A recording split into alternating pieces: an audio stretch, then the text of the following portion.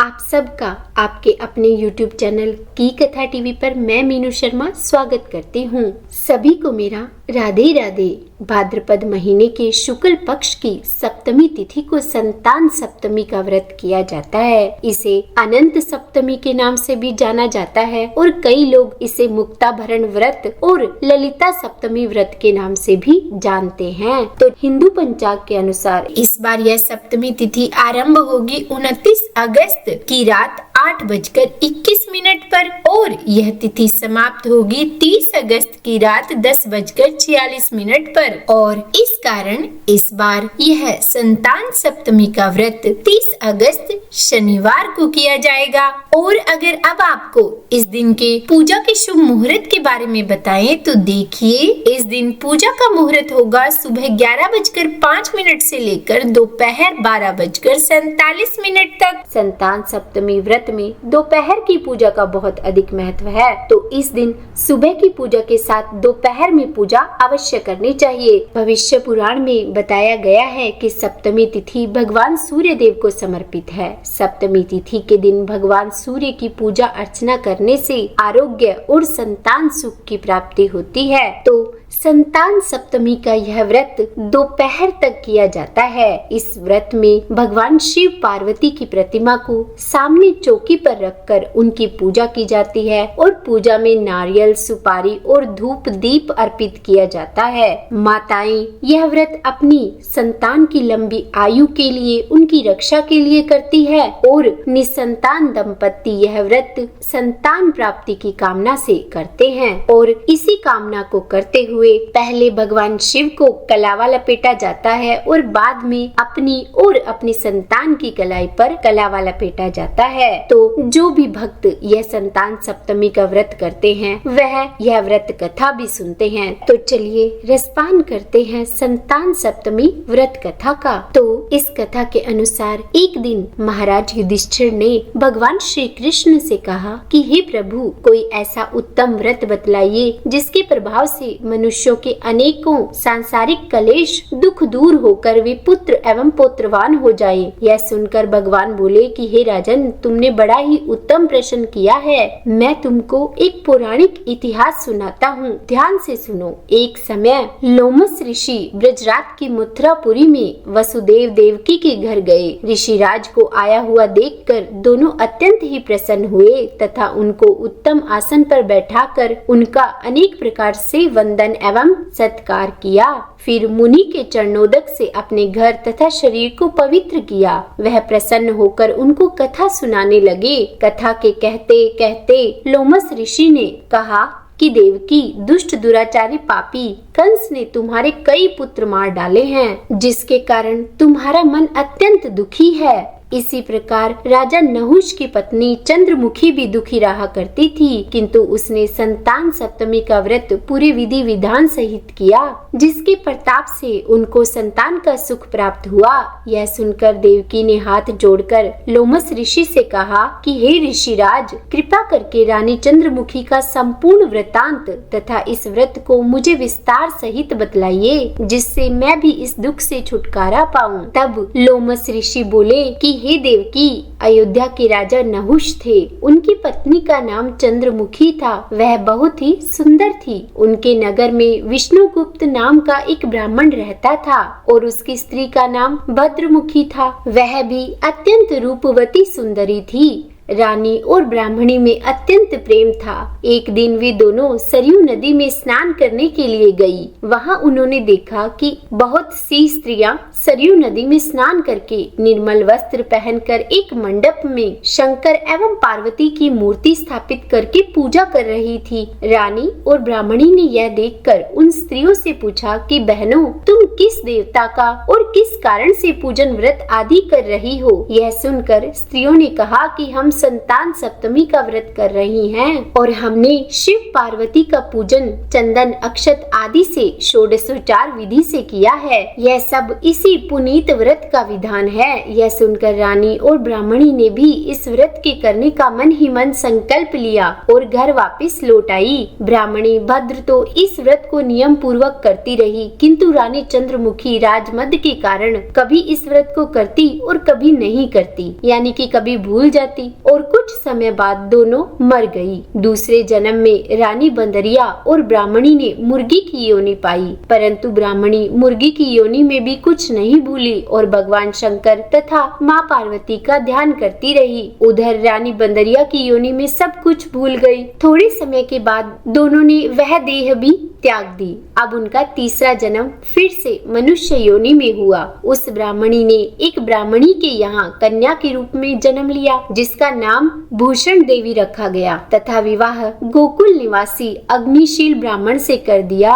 भूषण देवी इतनी सुंदर थी कि वह आभूषण रहित होते हुए भी अत्यंत सुंदर लगती थी। कामदेव की पत्नी रति भी उसके सम्मुख लज जाती थी। भूषण देवी के अत्यंत सुंदर सर्वगुण संपन्न चंद्रमा के समान धर्मवीर कर्मनिष्ठ सुशील स्वभाव वाले 8 पुत्र उत्पन्न हुए। यह सब शिवजी के व्रत का ही पुनीत फल था। दूसरी ओर भगवान शिव से विमुख रानी के गर्भ से कोई भी पुत्र नहीं हुआ। वह निसंतान दुखी रहने लगी। रानी और ब्राह्मणी में जो प्रीति पहले थी वही अब भी बनी रही। रानी अब वृद्ध अवस्था को प्राप्त होने लगी। तब उसके गूंगा, बहरा तथा बुद्धिहीन अल्प आयु वाला पुत्र हुआ। वह 9 वर्ष की आयु में इस क्षण भंगुर संसार को छोड़कर चला गया। अब तो रानी पुत्र शोक में बहुत ही दुखी रहने लगी और एक दिन देव योग से भूषण देवी ब्राह्मणी रानी के यहाँ अपने पुत्रों को लेकर पहुँची। रानी का हाल सुनकर उसे भी बहुत दुख हुआ, किंतु इसमें किसी का क्या वश। कर्म और प्रारब्ध के लिखे लेख को स्वयं ब्रह्मा भी नहीं मिटा सकते। रानी कर्मच्युत भी थी, इसी कारण उसे दुख भोगना पड़ा। इधर रानी पंडितानी के इस वैभव और 8 पुत्रों को देखकर उससे मन में ईर्ष्या करने लगी और उसके मन में पाप उत्पन्न हुआ।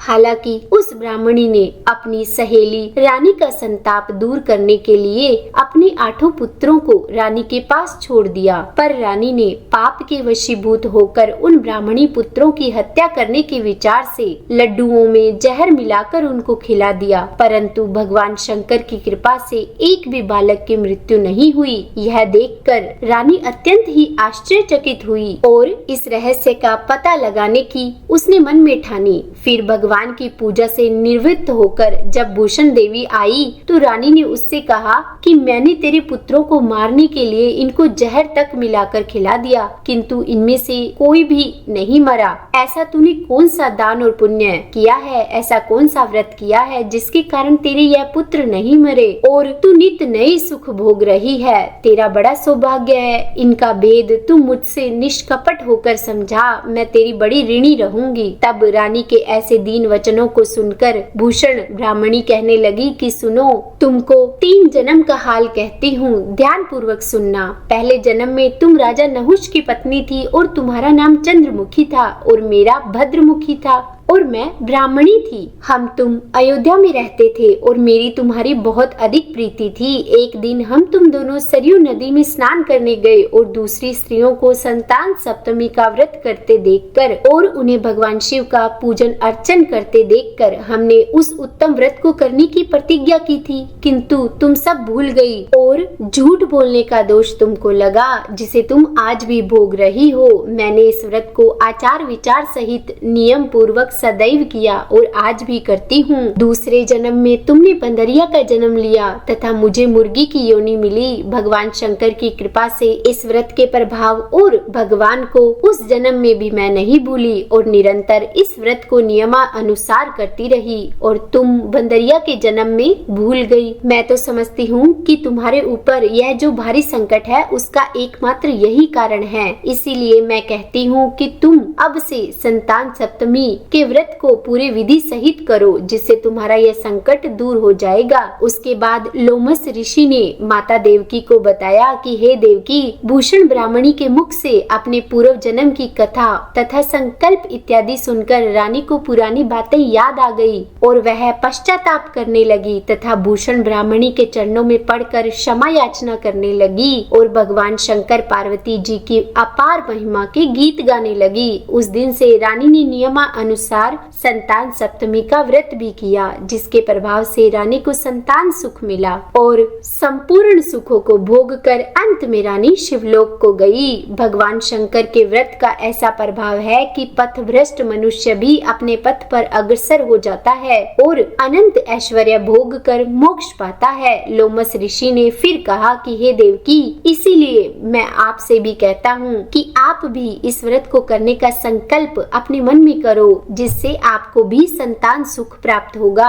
इतनी कथा सुनकर माता देवकी हाथ जोड़कर लोमस ऋषि से पूछने लगी कि हे ऋषिराज, मैं इस पुनीत उपवास को अवश्य करूंगी, किंतु इस कल्याणकारी एवं संतान सुख देने वाले उपवास का आप मुझे विधान, नियम, विधि आदि विस्तार से समझाइए। यह सुनकर ऋषि बोले कि हे देवकी, यह पुनीत उपवास भाद्रपद मास के शुक्ल पक्ष की सप्तमी के दिन किया जाता है। उस दिन ब्रह्म मुहूर्त में उठकर किसी नदी अथवा कुएं के पवित्र जल में स्नान करके निर्मल वस्त्र पहनने चाहिए। उसके बाद श्री शंकर भगवान तथा जगदम्बा पार्वती जी की मूर्ति की स्थापना करें। इन प्रतिमाओं के सम्मुख सोने चांदी के तारों अथवा रेशम का एक डोरा बनावें। उस डोरे में 7 गांठें लगानी चाहिए। इस डोरे को धूप दीप अष्टगंध से पूजा करके अपने में बांधे और भगवान शंकर से अपनी कामना सफल होने की प्रार्थना करें। उसके बाद 7 पुए बनाकर भगवान का भोग लगावें और